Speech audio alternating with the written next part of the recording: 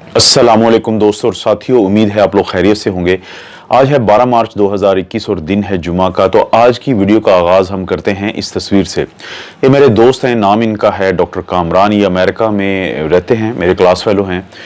तो बड़े कामयाब डॉक्टर हैं वहाँ के। और इन्होंने आज ही फेसबुक पे एक पिक्चर लगाई है। तो मैंने इनकी पिक्चर को थोड़ा सा क्रॉप करके और इनके कैप्शन को अलग-अलग दिखाने की कोशिश करता हूँ आप लोगों को, ताकि कोई प्रॉब्लम ना बने मुझे चैनल के पॉइंट ऑफ व्यू से।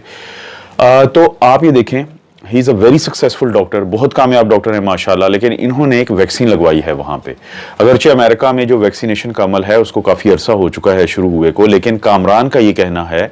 कि जो अब आप ये मैं टाइटल जो आपको दिखा रहा हूँ या कैप्शन जो दिखा रहा हूँ इनकी पिक्चर के साथ, वो ये था कि वो काफ़ी अरसा वैक्सीन के खिलाफ रहे हैं या कम अज़ कम वैक्सीन ना लगवाने के हक में रहे हैं। लेकिन आखिरकार काफ़ी सोच विचार के बाद इन्होंने ये फैसला किया है कि वैक्सीन लगवाना ही एक वे फॉरवर्ड है, वैक्सीन लगवाना ही एक ऐसा अमल है कि जो मदद कर सकता है इस पेंडेमिक से जान हमारी छूटे, ताकि हम एसओपीज़ को फॉलो करते हुए, हम वैक्सीनेशंस को इस्तेमाल करते हुए इस वायरस से अपनी जान को छुड़वाएं। तो कामरान जो हैं, मैं इनका बहुत शुक्रगुजार हूं कि उन्होंने ना सिर्फ ये कि पिक्चर ये शेयर की फेसबुक पे, बल्कि उन्होंने मुझे भी इजाज़त दी कि मैं उनकी ये पिक्चर जो है आप लोगों के साथ भी शेयर कर सकता हूँ।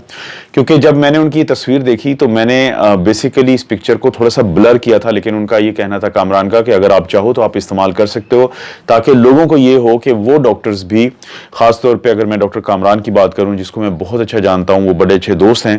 कि काफ़ी अरसा वो ये सोचते रहे कि शायद वैक्सीन ना लगवाना बेहतर हल है, लेकिन आखिरकार इस नतीजे पे पहुंचे हैं कि वैक्सीन लगवा के ही हम आगे बढ़ सकते हैं। अब पाकिस्तान में भी दोस्तों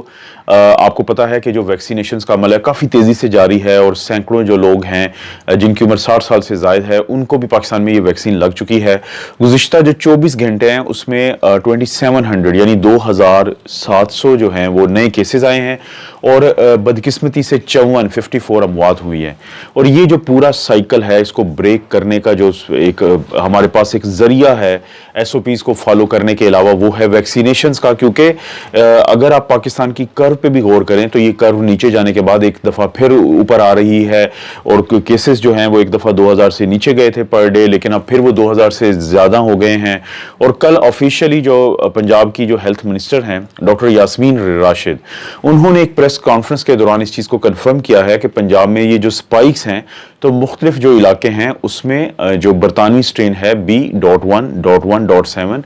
उसके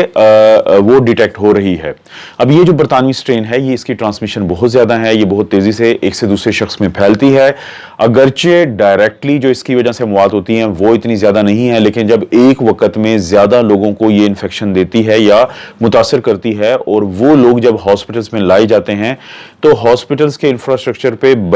जो पड़ने वाला दबाव होता है उसकी वजह से बहुत सारी अमवात हो जाती हैं। और यही देखने में आ रहा है हमारे भी मुशाहिदे में कि पहले एक फैमिली से अगर एक या दो लोग आते थे, तो अब एक फैमिली से ज़्यादा लोग आते हैं, क्योंकि ज़्यादा ट्रांसमिशन है इस वेरिएंट की। और अब क्योंकि ये पंजाब में कंफर्म हो चुका है, जैसे मैंने अपनी पिछली वीडियोस में बताया था कि क्योंकि लाहौर में भी अब जो जीनोम सीक्वेंसिंग मशीन है वो आ चुकी है, हुकूमत ने जब इसको इस्तेमाल किया है तो नई जो स्पाइक्स हैं, क्योंकि पंजाब में केसेस की तादाद काफ़ी ज़्यादा है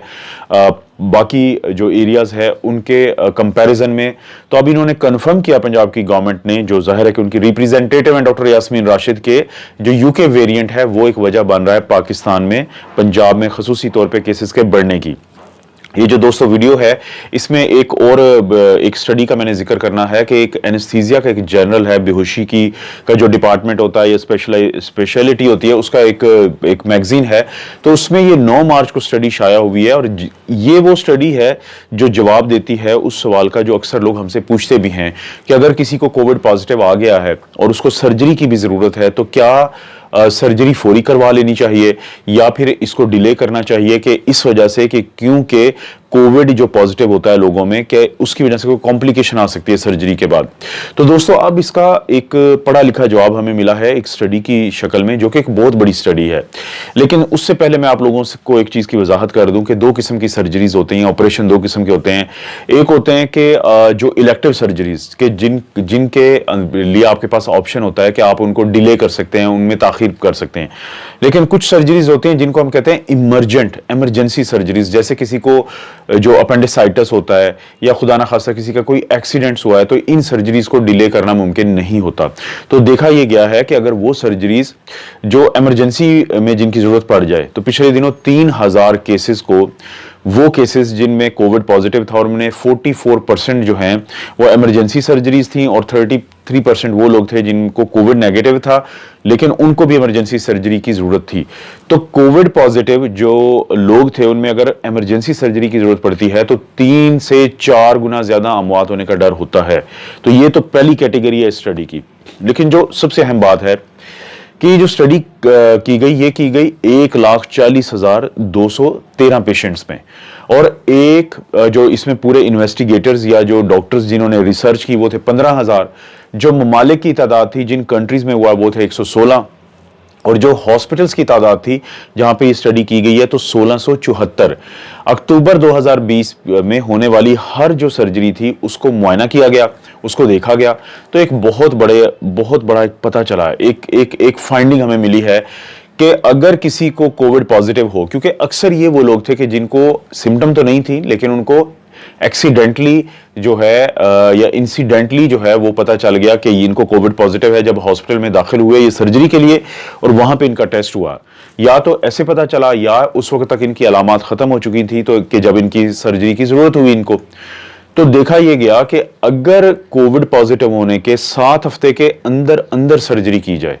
तो उससे मॉर्टेलिटी, शरह अमवात और नुकसान होने का डर ज्यादा होता है। लेकिन अगर वही सर्जरी 7 हफ्ते, यानी आप कह सकते हैं तकरीबन ये 1.25 या 2 महीने बनते हैं कि किसी सर्जरी को किसी मरीज में कोविड पॉजिटिव आने के 2 महीने के बाद या 7 हफ्ते से जायद के अरसे के बाद किया जाए तो फिर नुकसान उतना ही होता है, अगर खुदा ना खास्ता होना हो, जो 1.4% है जो कोविड नेगेटिव लोगों में होता है। लेकिन वो लोग जिनको कोविड पॉजिटिव निकला, उनकी सर्जरी हुई और अभी इस टाइम को 7 हफ्ते से ज्यादा नहीं गुजरे थे, तो फिर उनमें जो मॉर्टेलिटी थी, शरह अमवात थी, वो ज्यादा थी। वो किस तरह थी कि अगर किसी को कोविड पॉजिटिव आने के 0 से 2 वीक्स यानी पहले 2 हफ्ते में वो सर्जरी हुई तो 9.1% मॉर्टेलिटी थी। 3 से 4 हफ्ते के अंदर यानी पॉजिटिव आने के 3 से 4 हफ्ते के अंदर अगर सर्जरी की जरूरत पड़ी तो 6.9% मॉर्टेलिटी थी। अगर 5 से 6 हफ्ते यानी कोविड पॉजिटिव आने के 5 से 6 हफ्ते के अंदर अंदर सर्जरी की जरूरत पड़ी तो 5.5% मॉर्टेलिटी थी, और अगर 7 हफ्ते या उसके बाद की जरूरत पड़ी तो फिर वो 2% मॉर्टेलिटी थी। जबकि इसके मुकाबले में जो लोग कोविड नेगेटिव थे और उनको सर्जरी की जरूरत पड़ गई तो उनके अंदर जो मॉर्टेलिटी थी वो 1.4% थी। क्योंकि सर्जरी जो होती है दोस्तों, अक्सर उसमें मरीजों को बेहोशी देने के बाद वेंटिलेटर पे शिफ्ट किया जाता है, और वेंटिलेटर पे शिफ्ट करते हुए जो ट्यूब डाली जाती है जिसको हम एंडोट्रेकियल ट्यूब कहते हैं, और जो पॉजिटिव प्रेशर वेंटिलेशन दी जाती है यानी मशीन अंदर सांस भेजती है, तो कहा यह जाता है कि जो कोविड पॉजिटिव मरीज होते हैं चाहे वो एसिम्प्टोमेटिक ही क्यों ना हो, तो किसी हद तक उनके जो लंग्स होते हैं वो अंडर स्ट्रेस होते हैं, थोड़ा बहुत जख्मी हुए होते हैं। तो जब वो इस तरह के अमल से गुजरते हैं यानी उनको जब वेंटिलेट किया जाता है तो चांसेस ज्यादा बढ़ जाते हैं इनको नुकसान होने के, कि इनके लंग्स को मजीद डैमेज हो सकता है।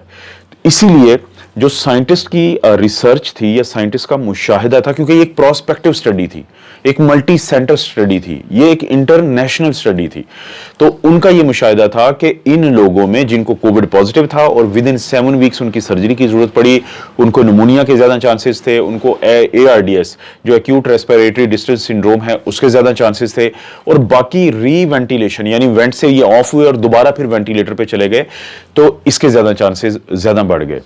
तो खुलासा ये है, नटशल ये है कि अगर किसी को कोई ऐसी सर्जरी दरकार है कि जिसको डिले किया जा सकता है 7 या उससे ज्यादा हफ्ते, तो कोशिश करें उसको डिले करें ताकि कम से कम नुकसान हो।